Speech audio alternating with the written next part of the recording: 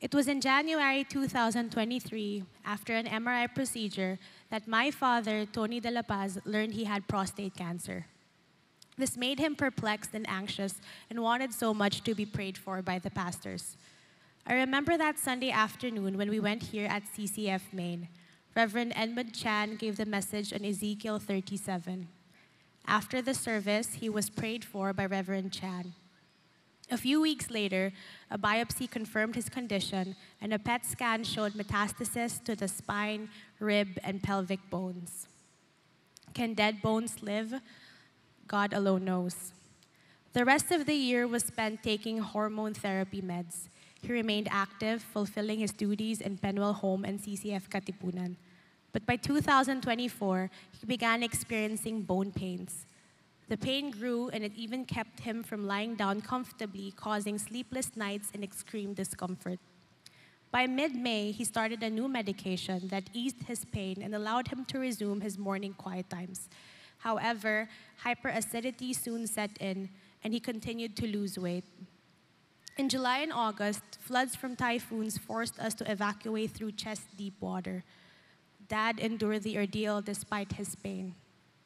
In September, a PET scan revealed spinal compression from a tumor pressing on his spinal cord. The cancer had spread further, though his organs were unaffected. He was hospitalized to manage his pain and undergo radiation therapy. Months of relentless pain and sleeplessness led him to question his suffering, and each night we prayed for God's comfort and healing. Visits from family, friends, his Penwell circle, and CCF family greatly encouraged him. The visit of Pastor Peter, his wife, brother-in-law, and a very good friend stood out the most. The friend's son shared a song he wrote during his own painful encounter with God. Their visits reminded Dad of three truths. 1, his life was in God's hands. 2, God understood his pain because Jesus endured suffering on his behalf. 3, his pain could be offered as a living sacrifice of praise to Christ. Though difficult, Dad lifted his pain to God in prayer, choosing to worship him through suffering. In October, he was discharged, and we hoped physical therapy would restore his mobility.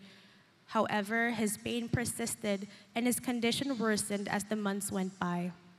On February 4, we brought him home. He passed away on February 5. My dad often shared the gospel in wake services, and one of the verses he cites was 1 Thessalonians 4:13-17.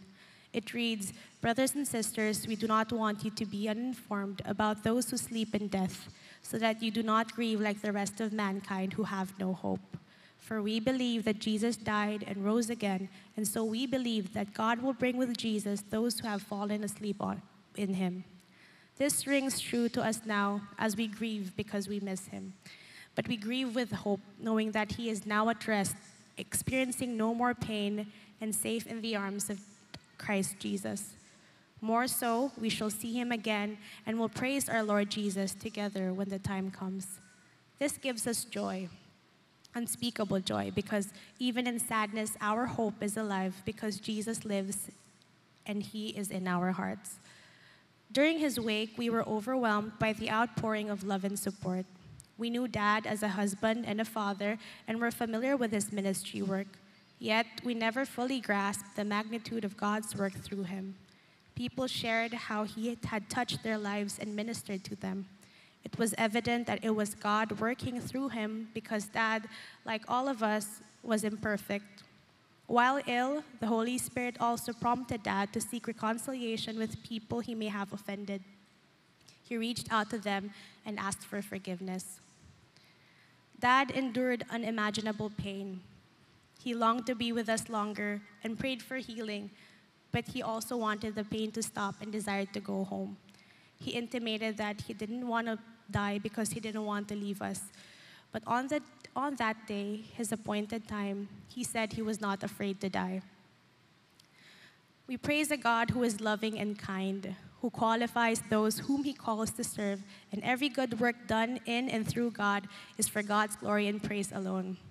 We give back all praise and glory to our Lord Jesus for his faithfulness in Tony's life.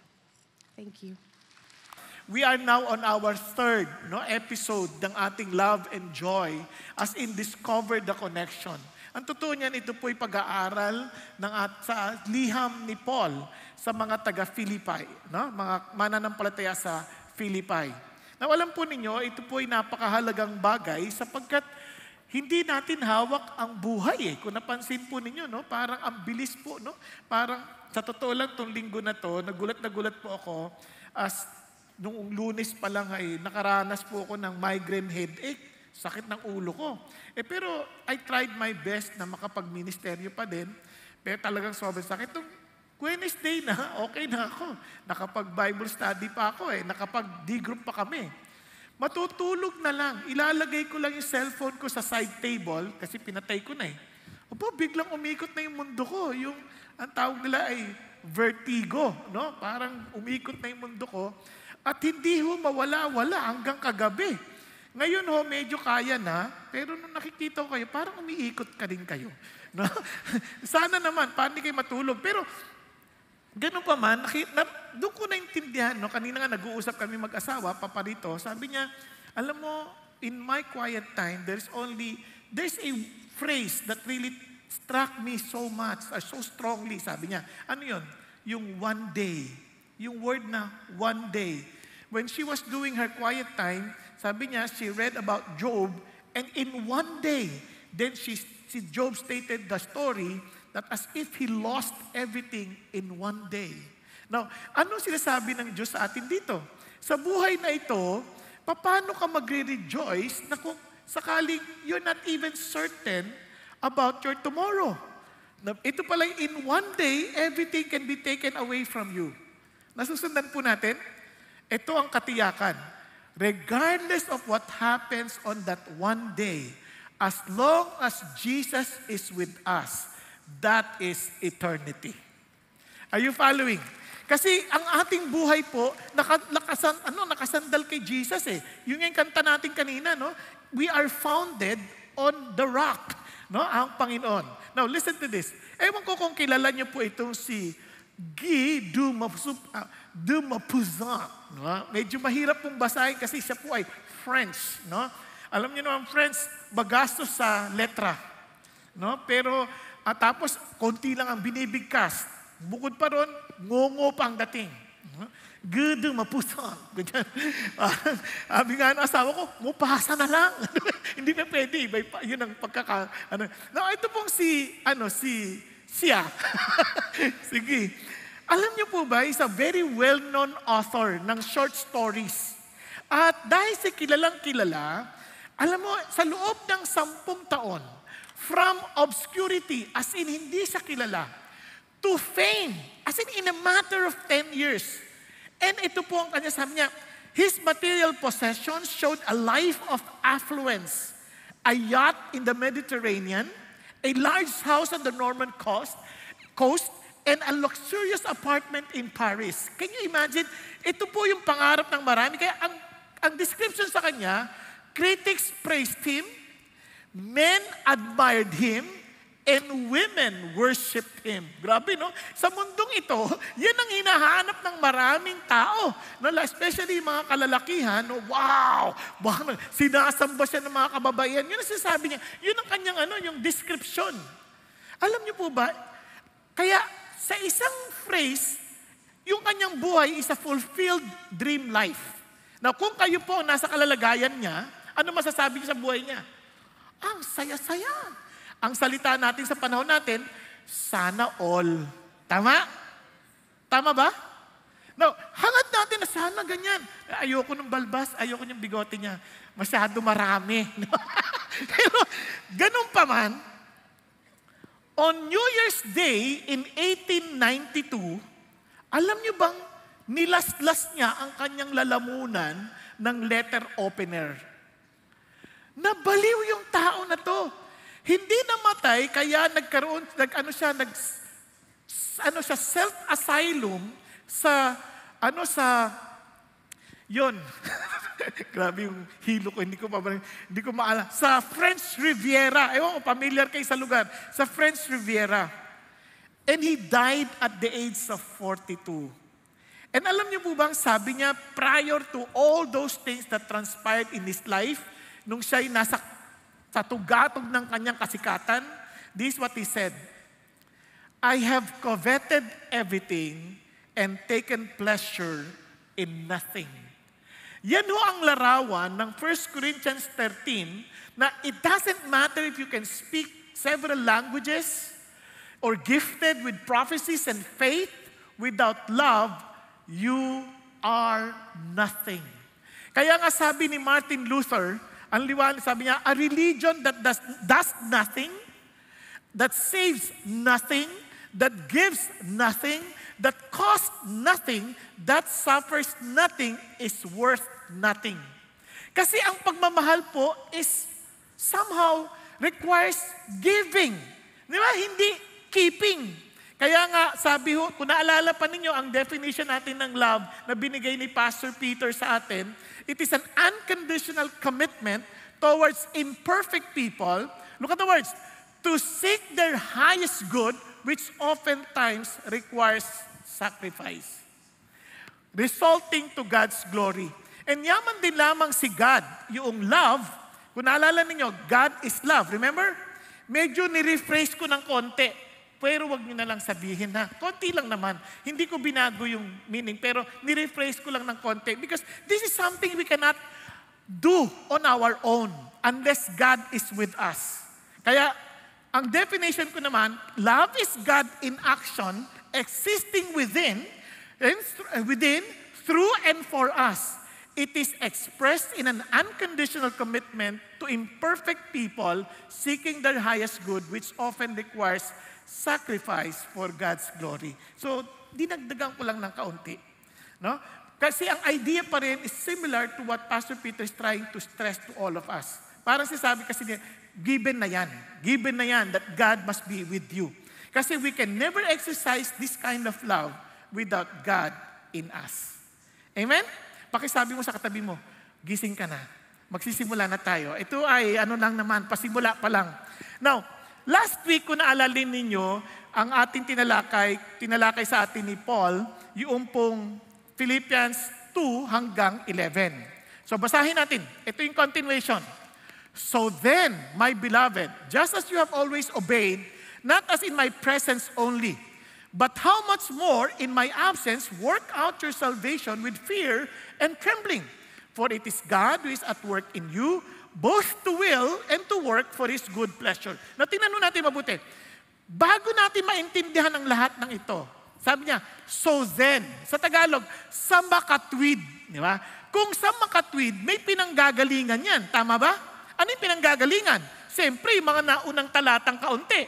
Sabi sa unang talata, for this reason also, again, meron na namang for this reason, may pinanggagalingan na naman.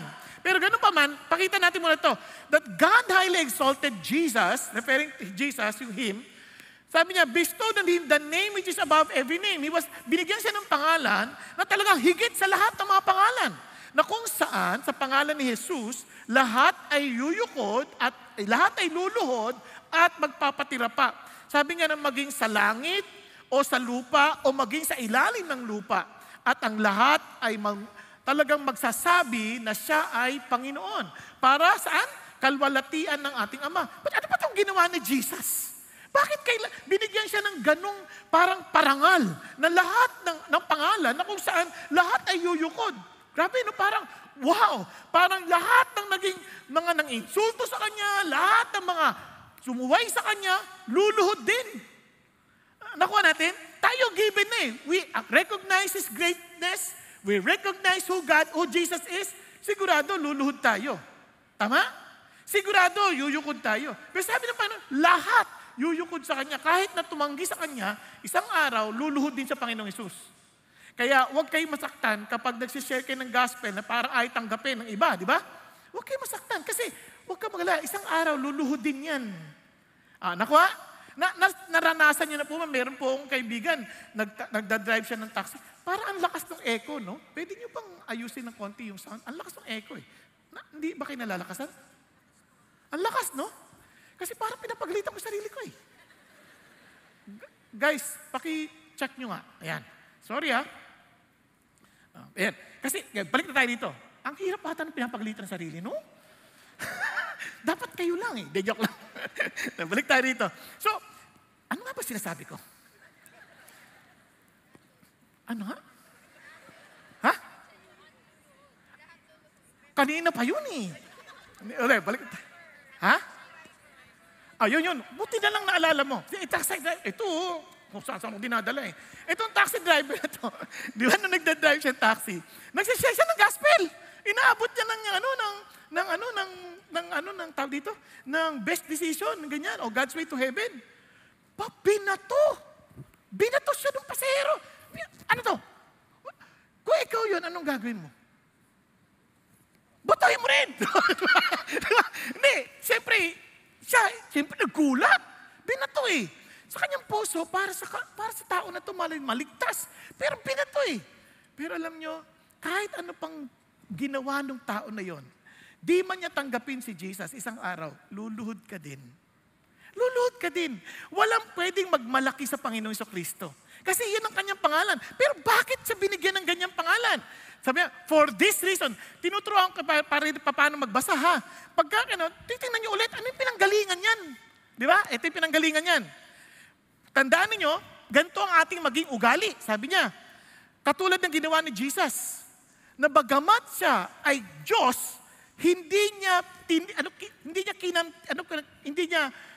yun. Ano ba itong hilo na ito? Parang hirap pag gano'n, tuloy-tuloy. Hindi niya ito inangkin ang pagpantay sa Diyos. Sabi niya gano'n. Isang bagay na talagang dapat mong, hawakan mabuti. Bakit? Isipin niyo, iniwan niya lahat nung pagiging Diyos, sabi niya gano'n, at kinuha niya ang alin? Ang pagiging bondservant. Yung word na bondservant, walang karapatan, kundi ang karapatan lamang ng master. Yun ang kanyang pinili. Sabi niya, and being made in the likeness of man, nagkatawang tao, and look at this, being found in appearance as a man. And alam niyo, kung naalala niyo yung preaching last week, yung kanyang, parang kinuhang itsura pa naman sa Isaiah 53, verse 2, yung itsurang walang maaakit sa kanya. Kaya pag sinabi ka, pag sinabing kamukha mo si Jesus in terms of appearance, ibig sabihin ng pangit. Naintindihan ninyo? Kasi walang maaakit sa kanya, yung sabi. Sa lahat ng itsura pa, pang pinili niya pa, kaya doon ako nakalma ng konti eh. Sabi ko, Lord, thank you talaga, no? Kasi, minsan kasi, ang tao masyado mapagtingin sa gwapo. Ngayon ko lang naintindihan, si Satan disguises himself as an angel of light. Yun ang delikado, yung mga gwapo, yun ang mga satanas.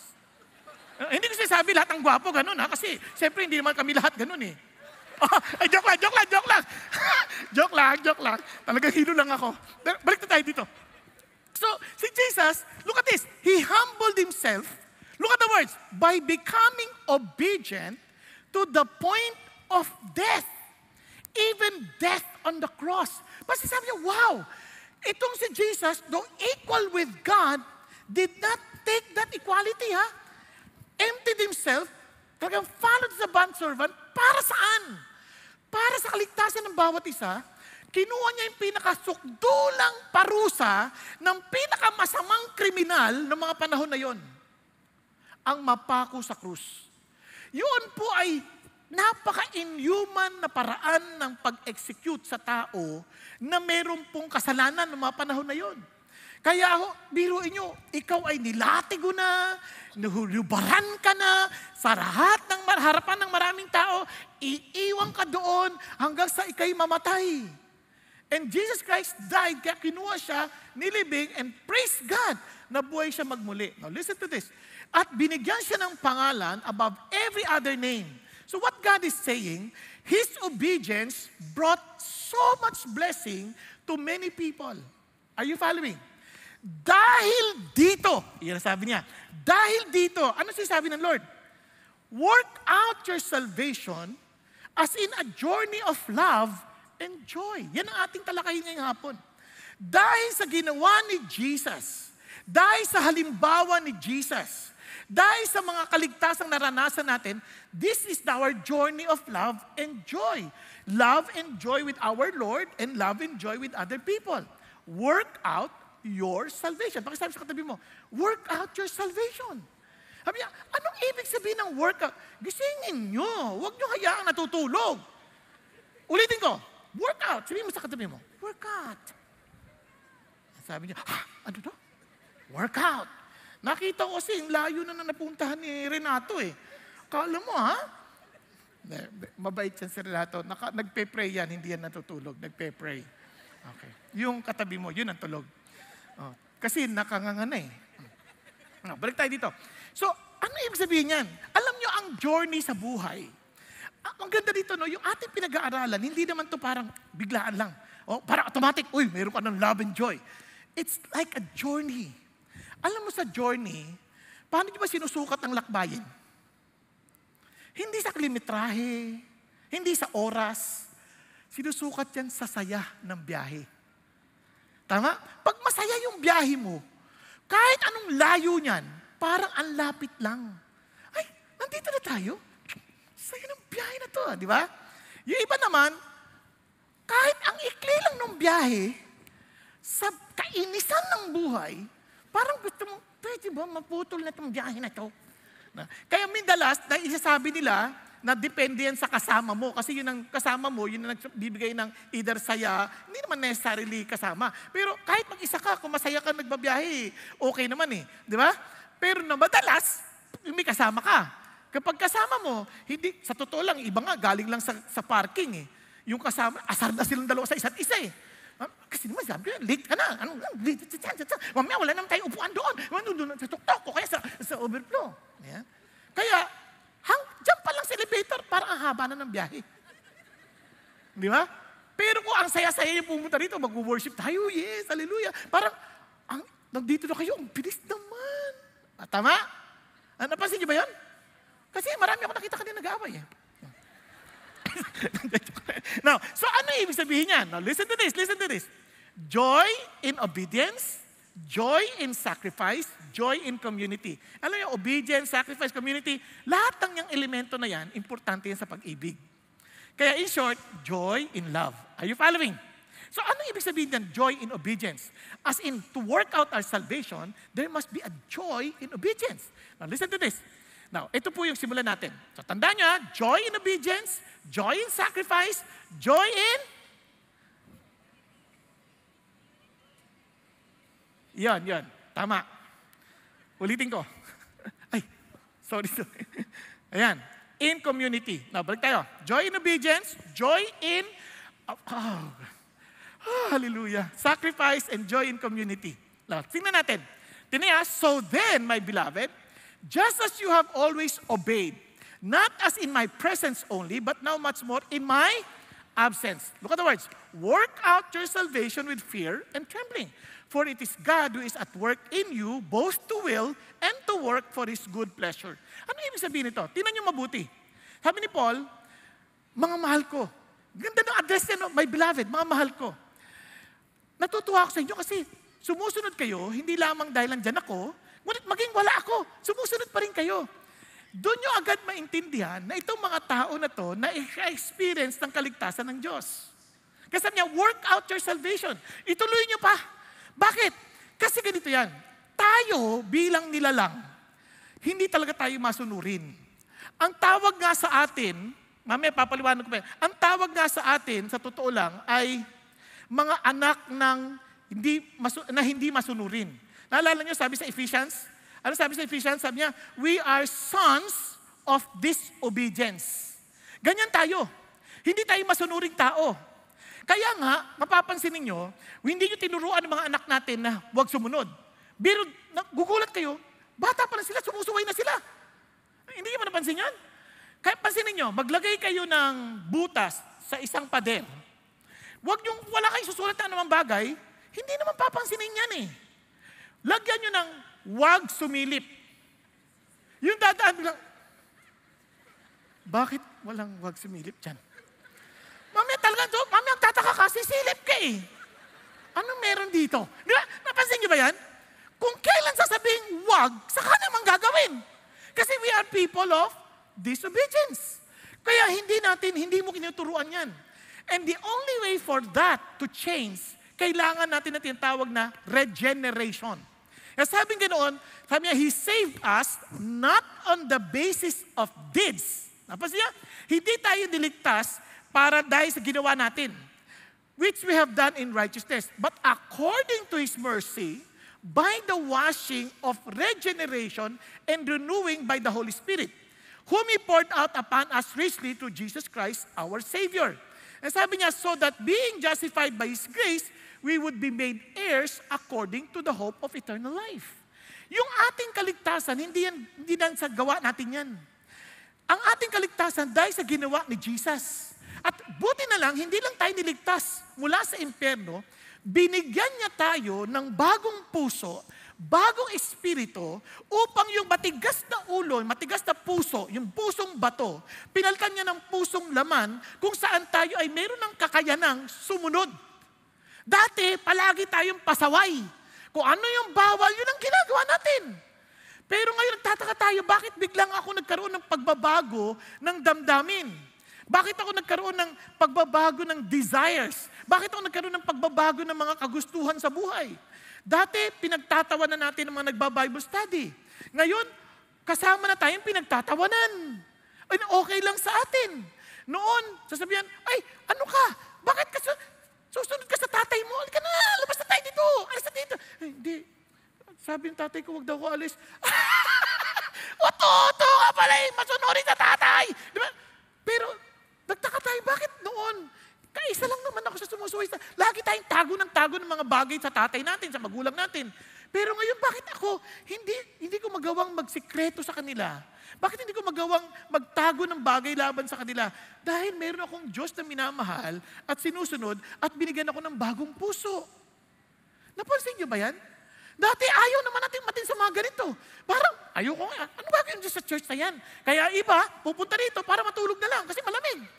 Hindi ko kayo hinuusgahan ha, yung iba sa inyo pagod lang talaga. O kaya marahil kayo ay nurse, duty nyo kagabi, at magdamag kayo naka-duty, ngayon dito na kayo nakahanap ng tulugan. Okay lang.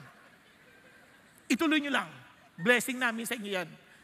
Pero, dati wala tayong kagana-gana sa ganitong bagay. Pero magtataka tayo, bakit gusto ko matuto? Gusto ko magbasa. Bakit ako nagkaroon ng panibagong pagkauhaw at gusto kong maintindihan paano ito sundin? Napansin niyo ba yan? Kaya maliban na maranasan natin yan, doon nyo pala maintindihan, wala tayong i-work out na salvation. Kaya balik tayo sa inutos ni Paul. Sabi niya, kaya mapapansin nyo, ang ating pagsunod, hindi lang dahil sa nahihiya tayo, kundi dahil alam natin, dahil mahal natin ang Panginoon Diyos. Kaya magtataka kayo sa Sermon on the Mount, ganoon din ang sinabi niya, beware of practicing your righteousness before men, to be noticed by them. Otherwise, you have no reward with your Father who is in heaven. Sabi niya, kaya pinakita niya example, pag nagbigay ka ng tulong sa mahihirap, huwag mong hayaan alamin ng iyong kaliwa ang ginagawa ng iyong kanan. Pwede ba yun? Ang sinasabi niya, ibig sabihin ng ganito, hindi pa pwedeng hindi mo alam, pero hindi mo pinaglalandakan. In fact, even yourself, sinasabi mo, hindi mo inaangkin na ikaw nagbigay. Kaya hindi alam ng kaliwa mo ang ginagawa ng iyong kanan. Na pag nagbigay ka, pag sabi, uy, thank you hindi mo inisip, ako nagbigay niyan. Hindi, walang ganun. Ginamit lang ako ng Diyos para pagpalain ng taong yan. Bigay ni God yan. Kaya wala kang tatanawin ng utang na loob. Kaya maraming tao tutulong, tanaw ng utang na loob. So, ibig sabihin, ginagawa mo yun para sa iyong sarili, hindi para sa Panginoon Diyos. Are you following?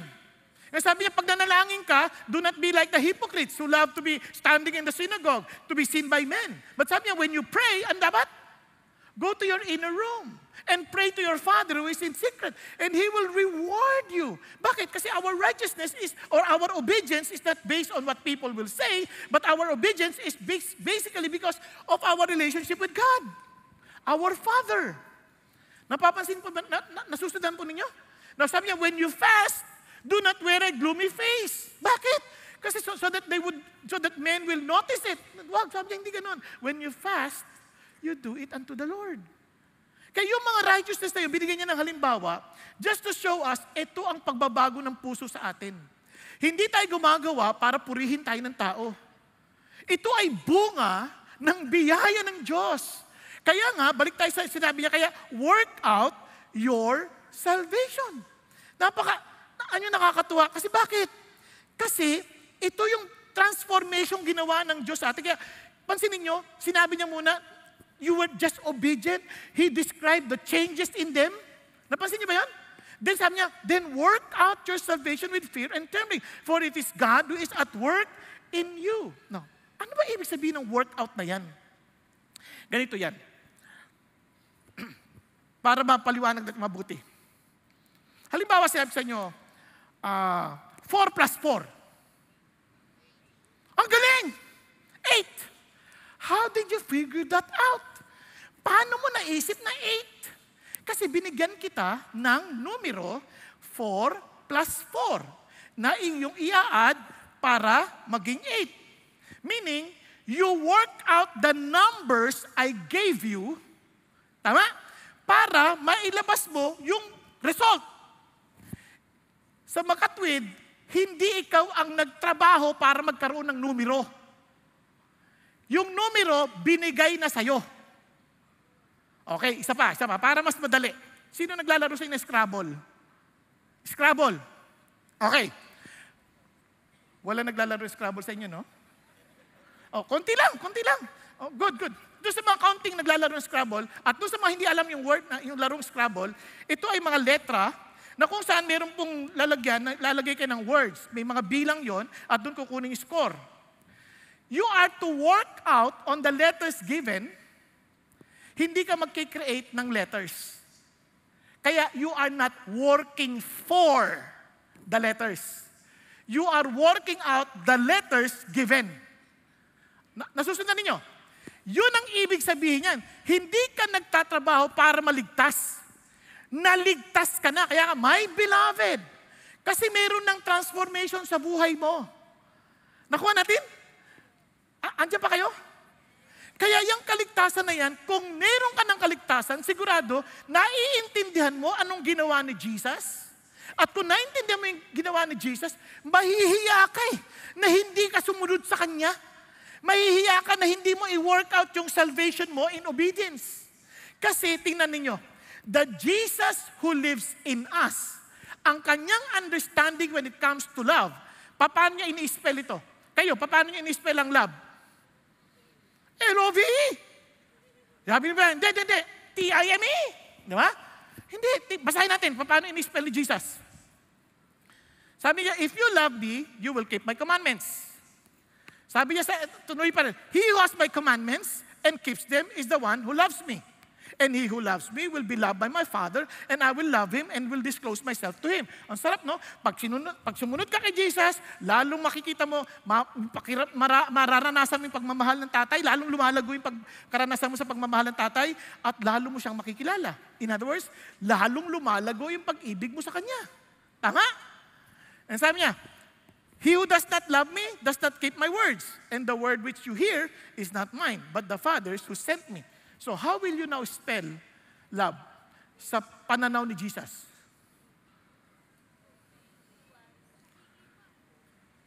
O-B-E-Y. What? Kaya isipin mo, kung si Jesus ang nasa iyo, and He loves to follow this Father, ano kayang klaseng buhay ang meron ang Christian? Tingnan nyo ha. Tingnan nyo si Jesus. My food is to do the will of Him who sent me and to accomplish His work. Sa akin, ang pagkain ko ay yung gawin ng kalooban ng Diyos. Wow! Ano bang napipicture mo pag kumakain ka? I find strength. I find nourishment. I find life. Kaya para sa akin, to obey the Lord, kalakasan ng puso ko yan. To obey the Lord, yan ay nagiging, imagine kung si Jesus who lives in us, what do you think He will do before the Father? He will obey. Kaya nga, ang laking disconnect for those people who claim to be Christians and yet not obeying the Lord. Hindi ko yun maintindihan. Not only to obey the Lord, but to desire what God wants. Di ba, pagka na-inlove ka, sobrang inlove, alam mo, I'm so beholden of you, kaya your wish is my command. Hindi wish pa lang, utos na sa akin. Okay ba yan? Hello? Tinulugan mo ako Napansin niyo po? Nakukuha niyo ibig sabihin? Tingnan niyo pa si Jesus. Sabi niya, I glorified you on the earth. Ilan sa inyo gusto niyo mag-glorify si God? Alam niyo pa paano? Pag-attend sa service? I glorified you on the earth. How? Having accomplished the work which you have given me to do. Kaya sabi niya, work out your salvation, not the salvation of somebody else. Your own salvation. Work out your own. Ibig sabihin, na-experience mo ito personally.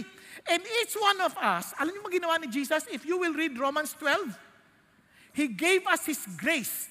And each one of us was given a gift by the grace of God. And that gift is something that you should use in serving people.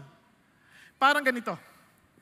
Mabuti bang mag-worship lead? Mabuti bang mag-worship lead? Mabuti? Mabuti, sabi nga. Kaya marami gusto mag-worship lead. Hindi sila gifted doon. Pag kumakanta, lalong nahihilo yung tao. Diba? Kunyari kantang, ano ba yung common na kanta sa atin na worship? Ano yung naalala mo? Ikaw ko. Sabihin natin, Lord, I give you my heart. Narinig din yung kanta yan. I give you my soul. Kung kumanta, Lord, I give you my heart. I give you my soul.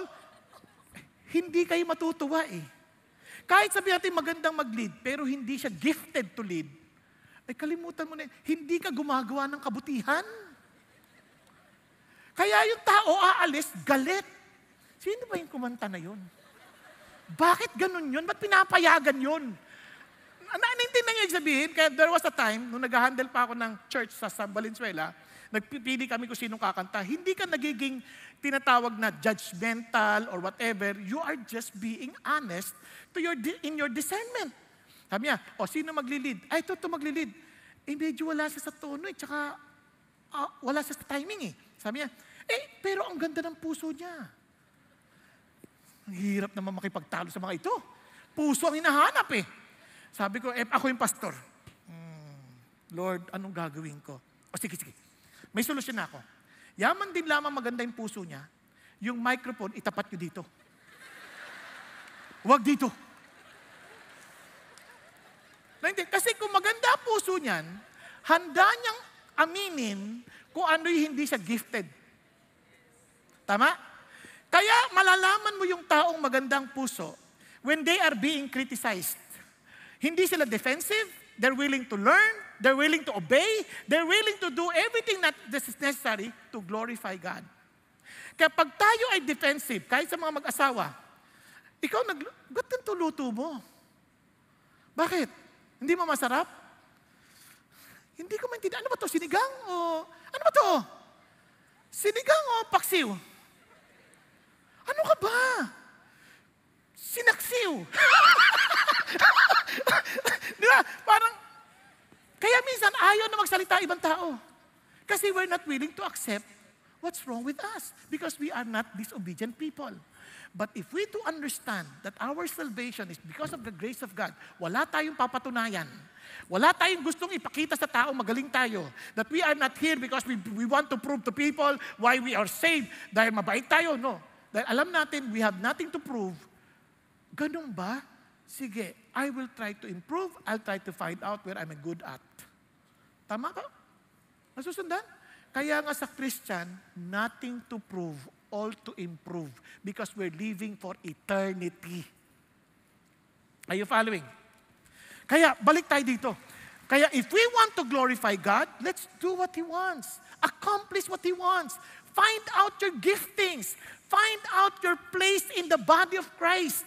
Huwag tayo ganito lang ako. Hindi, kaya marami sa atin, hindi tayo masaya sa journey ng ating buhay because we're doing something that we are not. We're just trying to compare ourselves with other people. We have different use before the Lord. Kahit mga preachers, they have all gifted somehow to speak.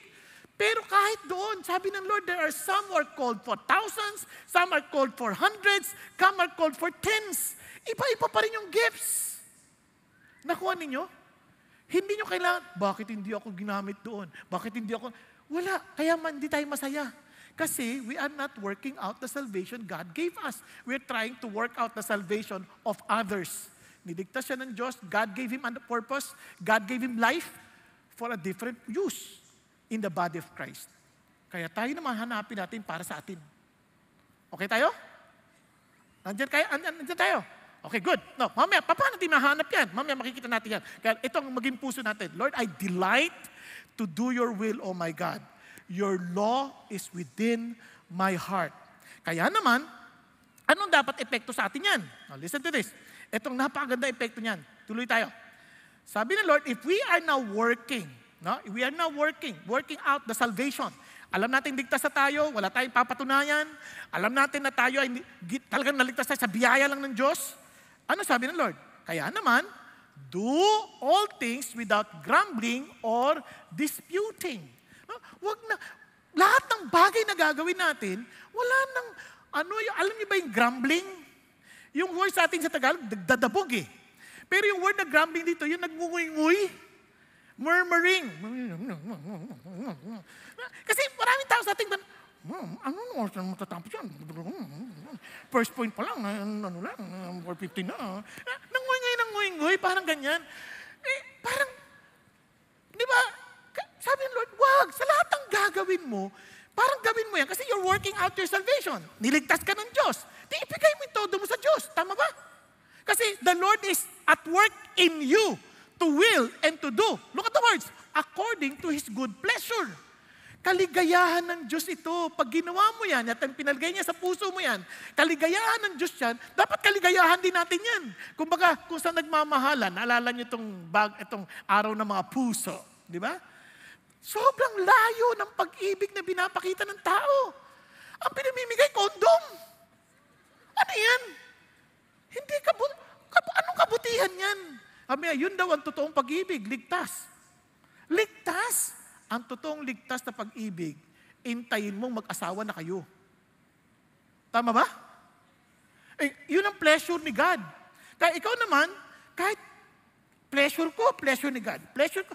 Alam mo naman bago mo gawin, meron kung kay Lord ka, sasabihin sa'yo, wag, anak, hindi makakabuti sa'yo yan. Makakasama sa'yo yan. Nagtatalo kayo. Maniwala ka. Mahal kita.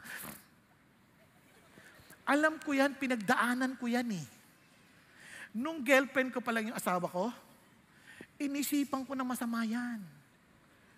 Talaga nandun ako, susunduin ko pa lang siya. Sabi ko, Lord, katulad ng dati. Dadalhin siya ko sa biglang liko. Sabi ng Lord, anak, masama. Pinagpapawisan talaga ako, Lord. Ayoko pong gawin ito. Sabi, Lord, maging totoo ka. Gusto ko pong gawin. Pero hindi mo kalooban. Katulungan ninyo ako. Naawang Diyos, may naramdaman akong kakaibang, isang una mainit, tapos biglang malamig. Maniwala ka sa hindi, nakalimutan ko yung plano ko.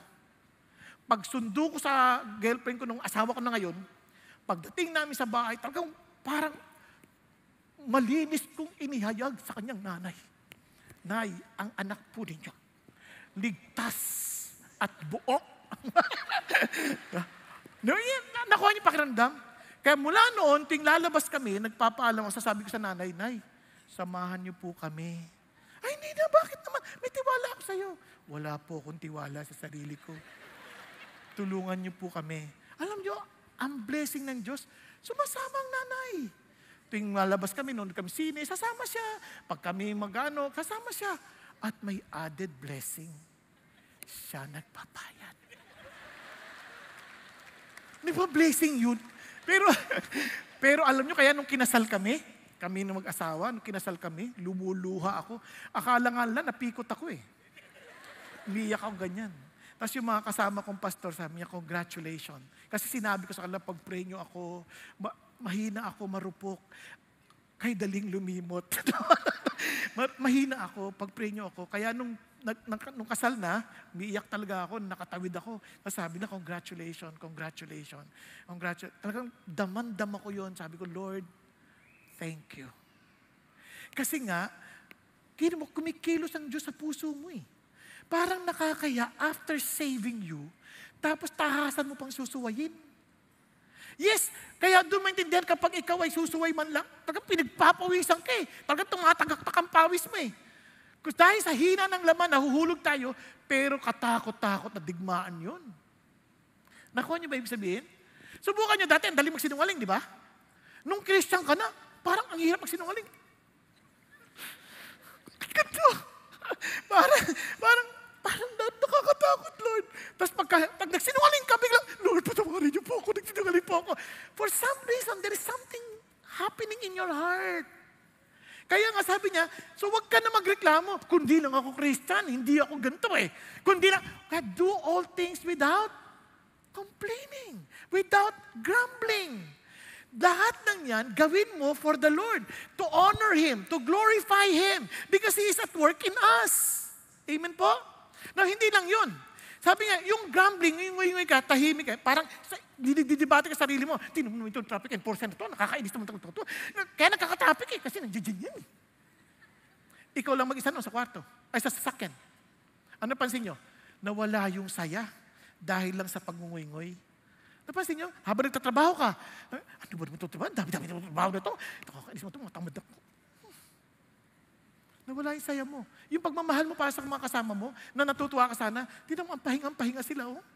Ako lahat nagtatrabaho dito. Hallelujah! I'm given the privilege to serve them. Are you following? Kahit sa bahay, magkakapatid, yung bang nguyan. Ako na lang ba lagi maghuhugas ng plato? Ako na lang ba lagi maglilinis? At siya. Hindi, ha? Pag-isipan mabuti. Lord, aren't you glad that God has given you the privilege? Kasi isip mo ganito, it is my Father's pleasure to serve others. Kaya, di man nila mapansin, pleasure ng tatay ko ang maglingkod sa iba. Di ba't sasaya ka lalo? Nagbago yung pananaw mo. Sa halip na nagre-reklamo ka, bigla ang saya-saya mo na bigla. Tapos biglang uupo ka na lang ganun. Biglang, andyan na yung bag ko kanina. Bakit nawala? Tapos kita mo, kampanting-kampanting ako po. So, Lord, thank you, nakakaupo siya ng masaya. Makakatulog pa siya ng mahimbing. Dahil sa pagsisilbi ko para sa Kanya. Para sa'yo. O, naintindihan? Biglang nagbabago yung pananaw. Alam nyo, kaya tayong Pilipinas, kahit tawagin natin sarili nating Christian country, wala talaga, layo natin. Kasi manguy-nguy tayo eh. Reklamo tayo ng reklamo sa bansa. Reklamo sa mga leaders. Hindi naman natin sinusunod ng Diyos. Ang sabi ng Lord, pag-pray natin sila. O sino sa inyo nagpe-pray para sa Pangulo natin? Nagpe-pray para sa mga congressman natin? Kilala nyo ba mga kagawad ninyo? Biglang, Ano ba yung kagawad? Yung nasa, yung mga sa poste? Ay, kawad yon.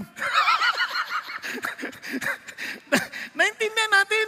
Parang, wow, ano ba ito nangyari sa akin? Kaya nga, tapos iba na, disputing, talaga nakikipagtalo pa, kasi feeling natin lugi tayo. And you know what? The more we complain, the more we grumble, the more we dispute, may greater loss. Ano yung loss?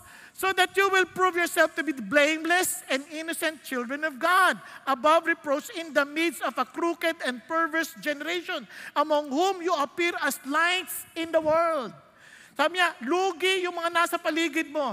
They were just given a chance to witness the salvation that you received from the Lord, that they too may experience the same. But they lost the opportunity. They got lost because they have no one to emulate. There's no one to inspire them to be with Jesus. Wala. Bakit? Kasi nga, tayong mga Christian, reklamador din. Kaya nawala yung chance natin sa isang crooked at perverse generation na ito na makita lang, bakit kayo itong mga tao na to hindi reklamador? Hindi nagre-reklamo. Gawa lang sila ng gawa na ikabubuti ng ibang tao. What's wrong with these people? You know why? Because they have Jesus. And no wonder they're always happy. They're always joyful. Ang layo, di ba? Kasi nawala na. Yun ang nawalang tsansa. Kaya walang nangyayari sa bansa. Ang kabulukan ng bansa, anong problema? Walang asin. Ano ang kadiliman ng bansa? Walang ilaw. Ang sino ang inaasahan nating magliwanag? We are the salt and light of this world. Pakisabi sa katabi mo, ikaw yun. Ako rin yun. Tayo yan. Kaya alam niyo ba yung lights dito sa context na to? Bituin. Bituin. Ano alam niyo pag sa gabi, ang bituin, pag walang bituin, ano ibig sabihin? May ulan o bagyong darating. Sa isang mabagyong sitwasyon, dapat para mapigilan yan, kailangan ng mga bituing nagniningning. And praise God, sabi mo sa katabi mo, isa ka doon. Di ba? Isa ka doon sa mga nagniningning na yan. Kaya, alam niyo po nakakatuwa, kailangan ng mundong ito ang pagniningning na yan. And you know what? Kaya naman, He made joy in sacrifice. Kasi sakripisyo on our part yun. Tingnan nyo, sabi ni Paul, holding fast the word of life. Pinangahawakan nyo, kayo, mga taga-Philippians. Sabi niya, despite all of this, pinangahawakan nyo yung kaligtasan, yung salita ng kaligtasan. Sabi niya, so that in the day of Christ, I will have reason to glory because I did not run in vain, nor toil in vain. Look at the continuation. Sabi niya, but even if I am being poured out as a drink offering upon the sacrifice and service of your faith, I rejoice and share my joy with you all. You too, I urge you, rejoice in the same way and share your joy with me. Ano sinasabi niya? Unang-una, hindi ko pinanghihinayangan yung sakripisyang binigay ko. Bakit? Kasi hindi ako tumakbo ng walang saysay. You were saved. You were saved. Ganito yan. Yung word na drink offering, pag binasa nyo yan sa Numbers, binasa nyo sa Exodus, yung drink offering, yan ay after the burnt offerings, after the sin offering, ibubuhos yung drink offering. Yung burnt offerings, yung sin offering is for us sinners. Para yung ating kasalanan mapagtakpan. Nasusundan ninyo? But the drink offering is unto the Lord. You offer it to the Lord. Para kay Lord yun. Nakuha? So now that we receive the salvation from the Lord, then I would rejoice being part of the drink offering before the Lord. Diba? Sarap na, no? Parang eto na, para sa Panginoon. Kaya seeing you saved, seeing these people saved, seeing you holding fast to the word of life, hindi ko pinagsisisihan. Tama? Balikan natin, mabilisan lang. Tingnan niyo si Paul. Sabi niya, naalala niyo when I first came to your place? It was from a vision. A vision appeared to Paul in the night of Macedonia. A man of Macedonia was standing and appealing to him, saying, come over to Macedonia and help us. Remember, it was the Lord who gave this vision to me. So isip namin, this is what God called me to do, to preach the gospel to them. Nakuha niyo? Tapos anong ginawa nila? Then from there to Philippi, which is a leading city of the district of Macedonia, yung Philippi, leading city ng Macedonia. Doon sila pumunta, a Roman colony, and we were staying in the city for some days. At doon nakilala nila isang babae named Lydia from the city of Thyatira, a seller of purple fabrics. Ibig sabihin, big time na babae ito. Negosyo nito, pang hari, pang nobles. Kasi mga purple fabrics eh. Look at the words, a worshiper of God. Kung worshiper of God yan, hindi na kailangan ng gospel. Mali. Kasi bakit? This woman is a worshiper of the Lord, like following the Jewish tradition, and yet she still needs to hear the gospel about Jesus Christ. Kaya hindi ka, kahit religious ka, kahit akala mong babait ka na, enough na, hindi. Sabi niya, kailangan. So she was listening, and the Lord opened her heart to respond to the things spoken by Paul. And the whole household, ano nangyari?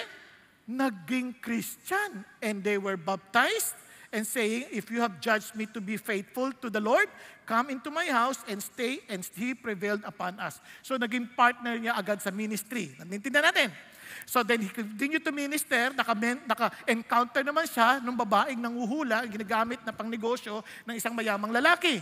Ang kulit-kulit. Kaya ito si Paul, ano to? Alagad ng Diyos to, alagad ng Diyos to. Naggalit si Paul, sabi niya, pinalayas yung demonyo. Ano nangyari? Nagkagulo. At alam yung ginawa sa kanila? Nako, ginulpi sila Paul.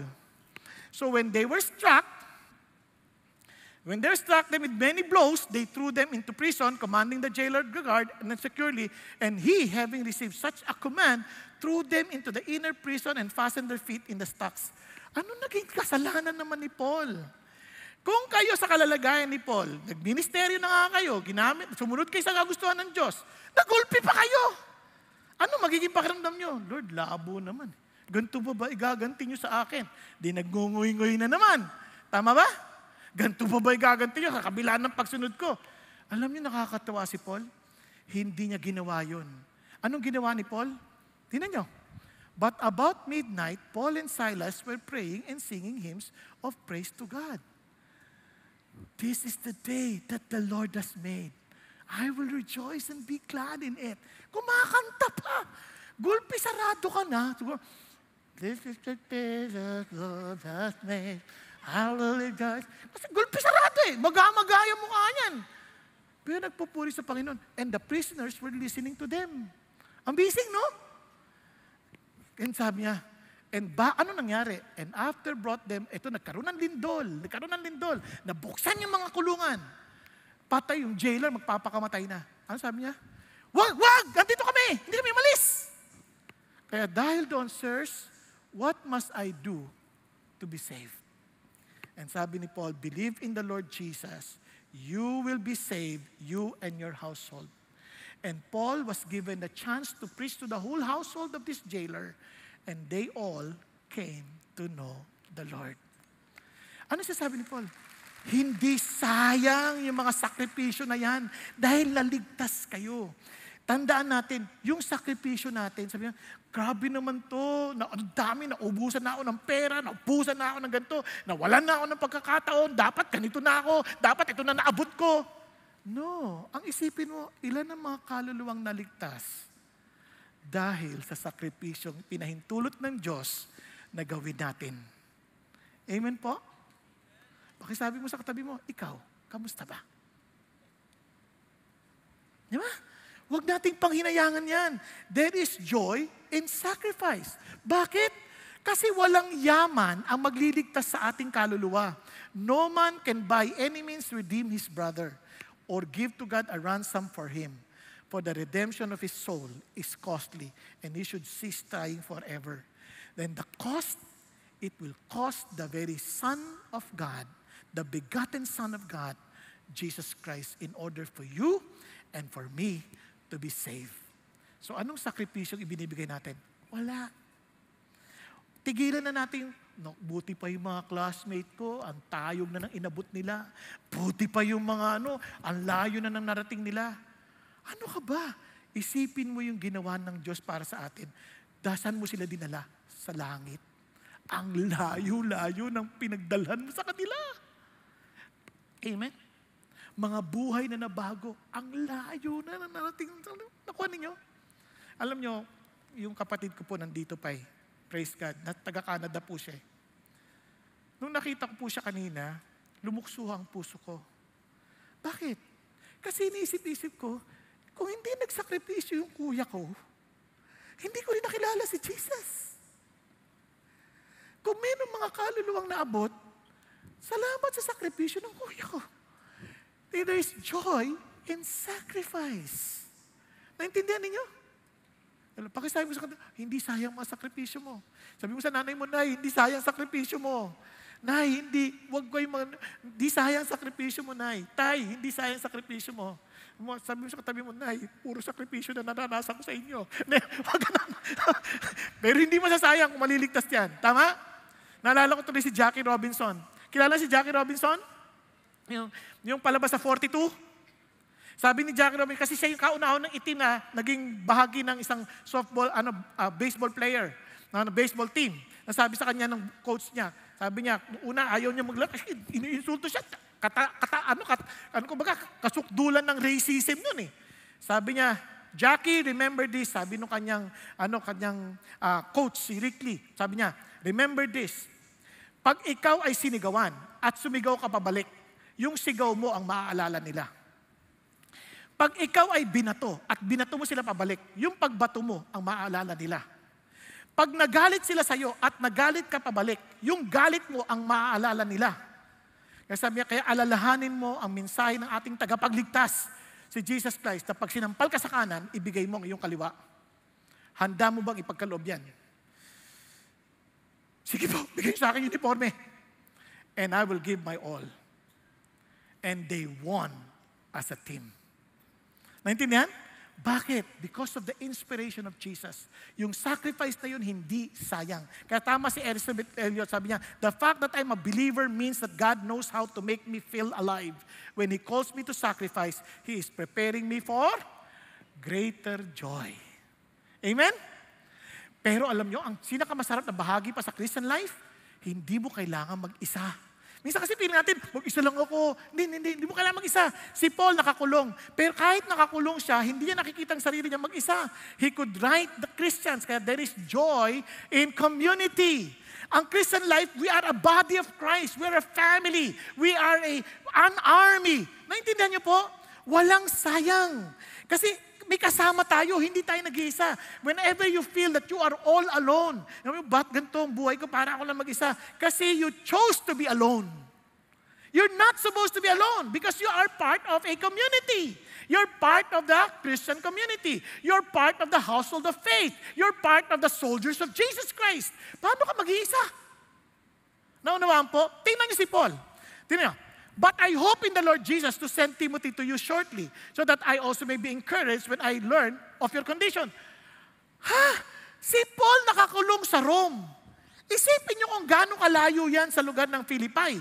About more than 1,000 kilometers. Pero ang puso niya, concerned pa siya doon sa mga taong malalayo. Kasi yun ang idea ng Christian life.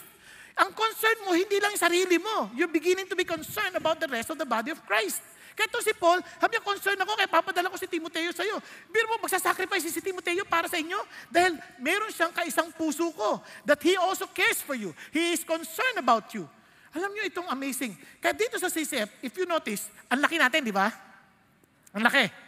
Pag may problema tayo, we're expecting everybody to help us. Sa palagay mo, tutulong? Hindi ka naman kilala. Maraming sumusulat sa akin, for example, Pastor, tulungan mo ako. Sino ka?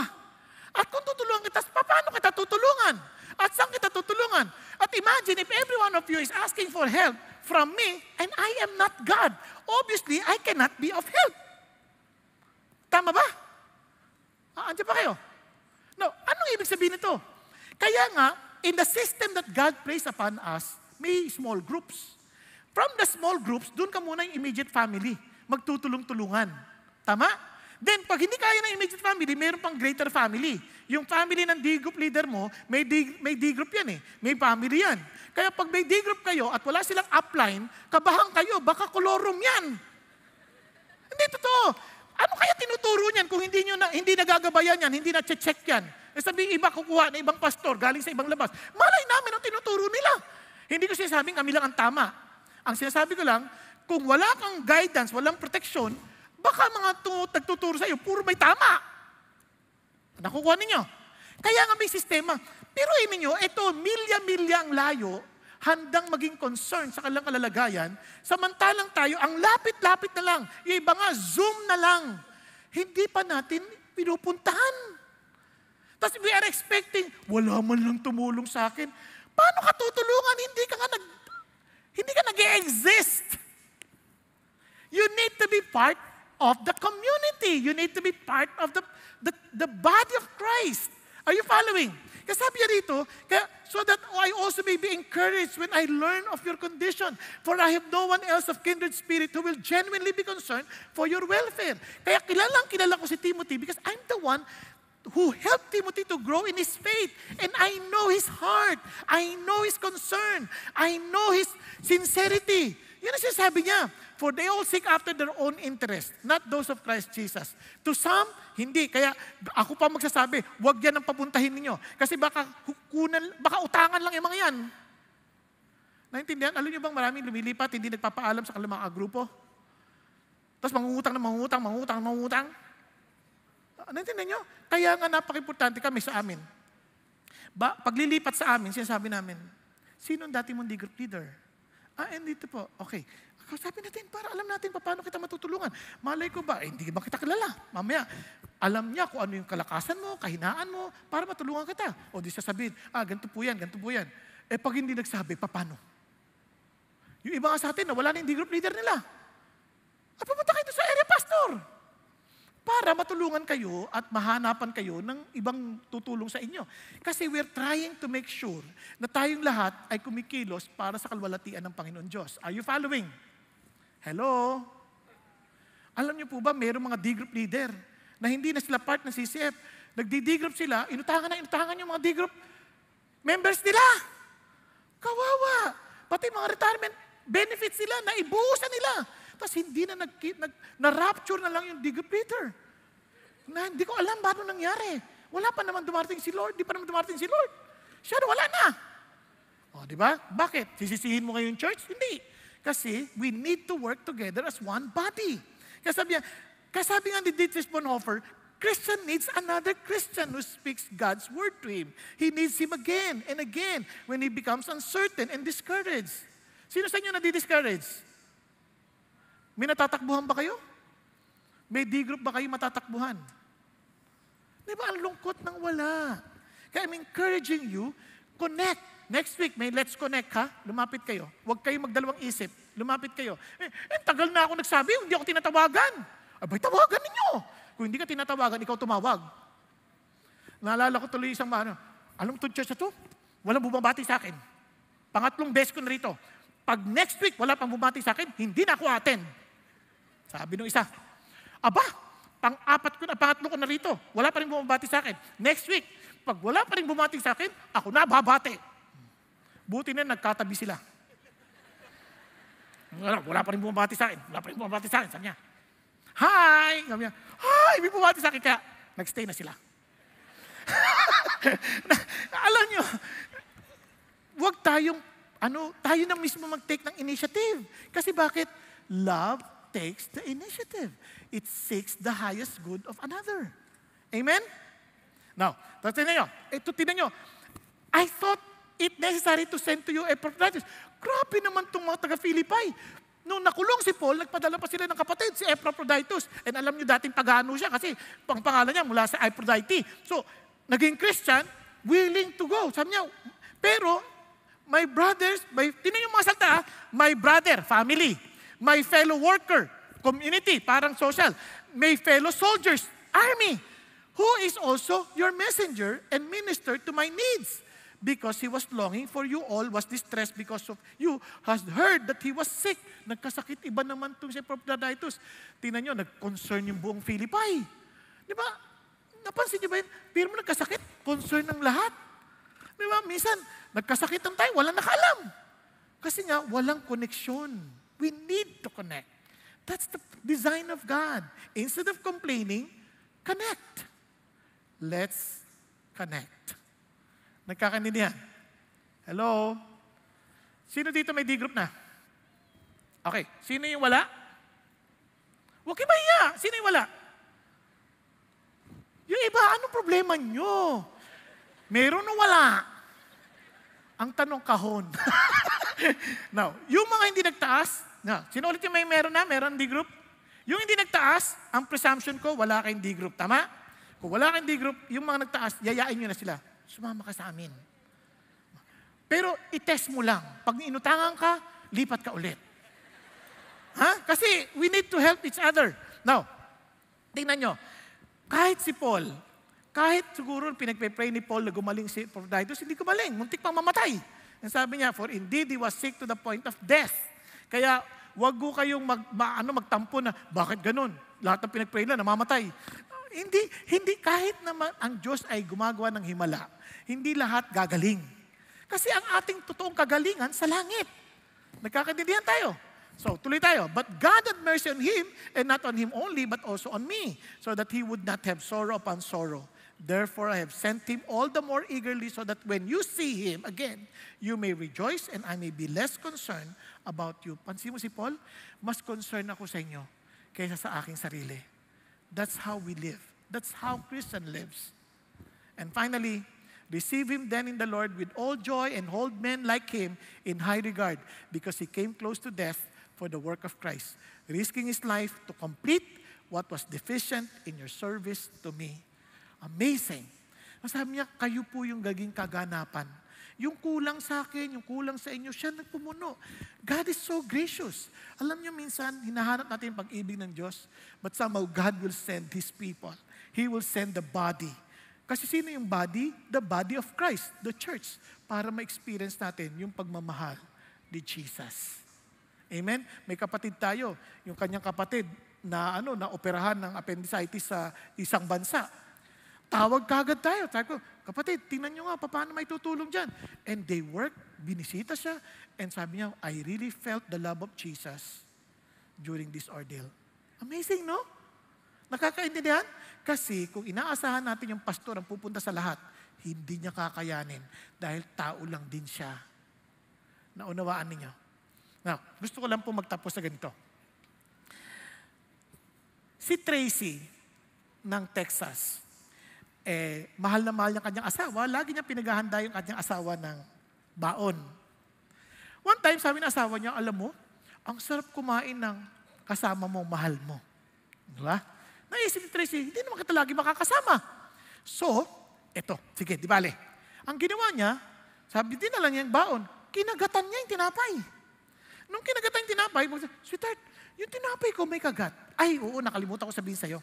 Gusto kong paalala sa'yo na tuwing kakain ka, kasama mo akong kumakain. Para yung kagat na yan, paalala na nandyan akong kasama ka. Sarap, no?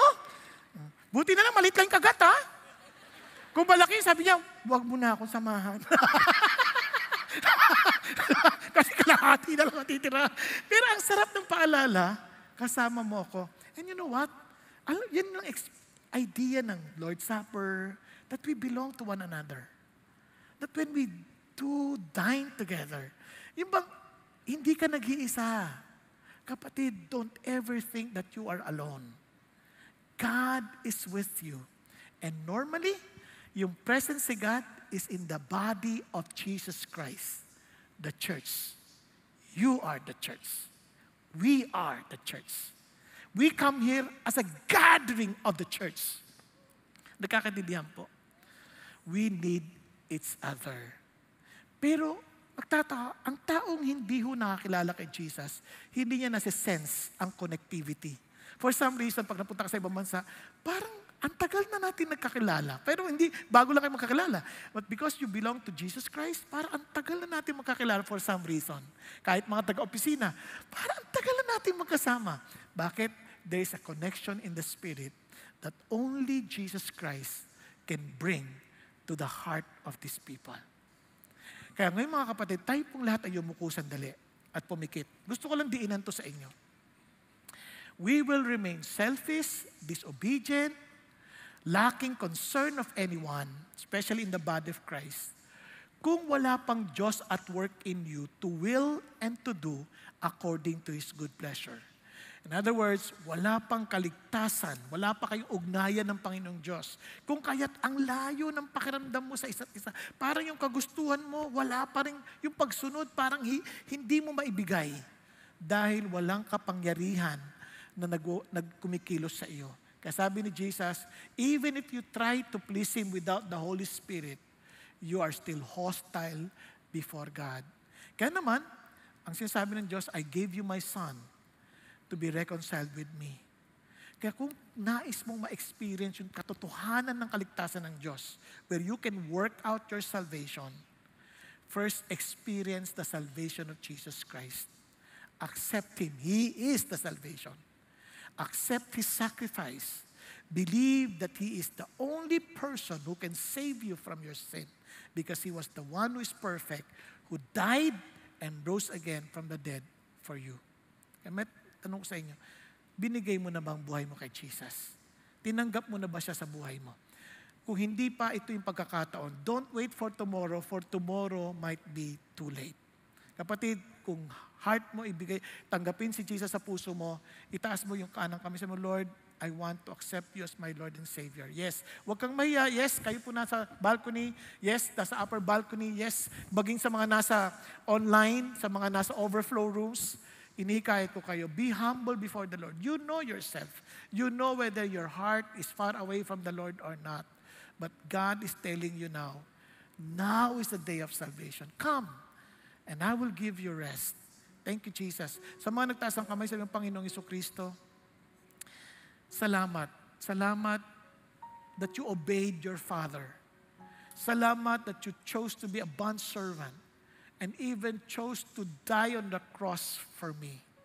Salamat, Panginoong Jesus, that because of your obedience, you were given a name above every other name. Every other names that every knee will bow and every tongue will confess that you are the Lord.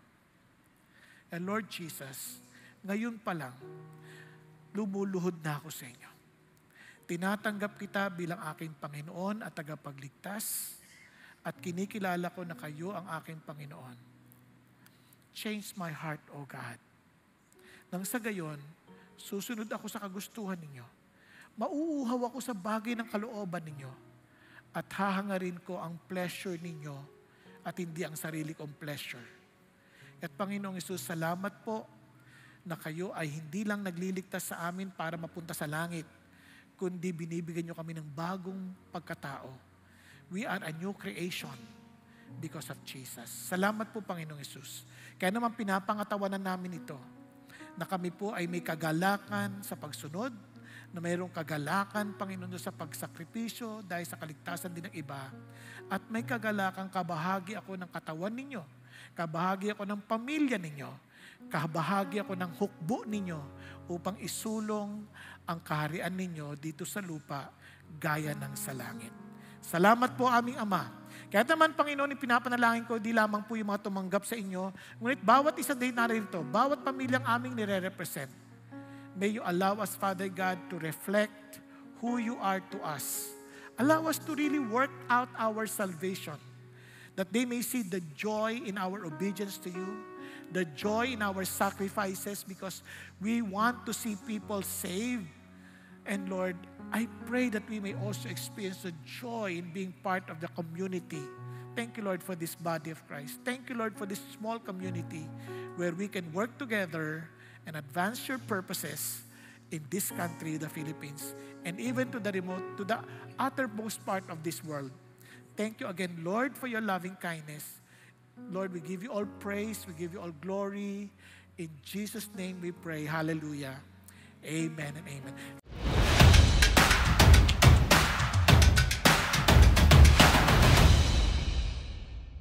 Magandang araw, CCF family. Welcome to Sunday Fast Track, where you ask real-life questions and we give you biblical truths. Ako po si Patrick Estacio mula sa Big Singles Ministry at kasama po natin ang ating speaker na si Pastor Bong Saking upang sagutin ang inyong mga katanungan. Magandang araw po, Pastor Bong, at kamusta po? Maraming salamat din po sa napakagandang mensahe. Magandang araw din sa iyo. Thank you, ha. Thank you sa encouragement and papuri sa Panginoon Diyos.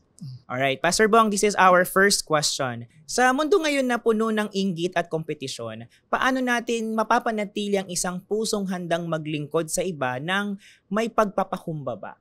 Alam mo, napakagandang tanong yan. Kasi sa totoo lang, yung inggit at kompetisyon, hindi mo maiaalis yan kahit sa noong unang panahon pa man. Kanya lang, dahil ang ating ugnayan kay Kristo, at si Kristo ay halimbawa ng pagpakumbaba kung saan siya ay bagamat Diyos, hindi niya pinantay sarili niya sa Diyos. Pinili niya maging tao at maging bondservant. Yung pag-bondservant, walang karapatan yun eh. At ang sabi nga nun, at sumunod hanggang sa kamatayan sa krus ng Kalbaryo. Doon pa lang, kung naintindihan natin talaga yon, na ang ating kaligtasan na hindi dahil sa ating ginawa at hindi dahil sa ating mga performances o dahil kung sino tayo, kundi dahil kay Kristo, nako, wala tayong dahilan para magmalaki. Na yung buhay na meron tayo ay hindi para sa ating sarili, kundi para sa Diyos. Kaya nga sabi niya, for it is God who is at work in you to will and to do according to His good pleasure. So, since God is at work in us, sino naman tayo para sabihin, ang galing ko, di ba? Kaya, wag nating kakalimutan yon na ang ating kaligtasan ay galing sa Kanya at ang bawat bunga ng ating kabutihan ay biyaya rin niya.